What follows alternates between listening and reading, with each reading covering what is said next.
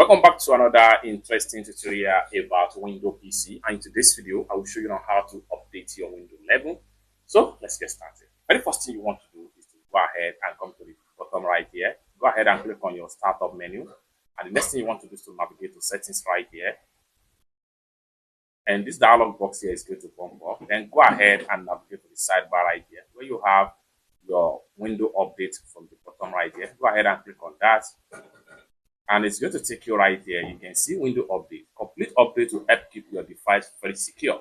Check if you are on Meta connection before downloading. Data charge may apply on Meta connection.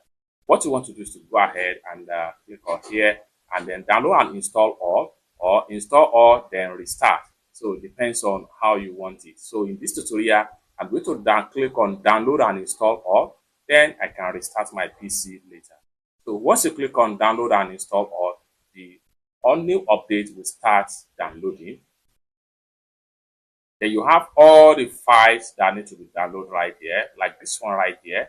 So security and intelligence update from Microsoft Defender Antivirus.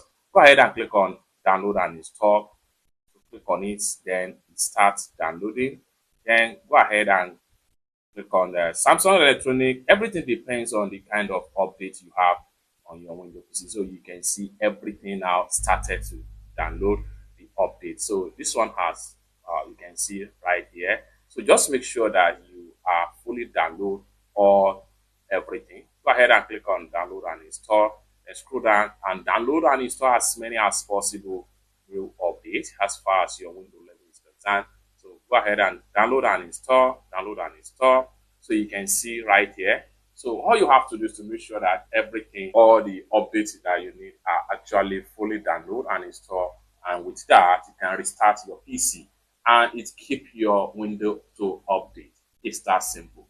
For more tutorial tips and tricks on how best to use your Windows PC, consider to subscribe. Thank you so much for watching, and I hope to see you in my next video.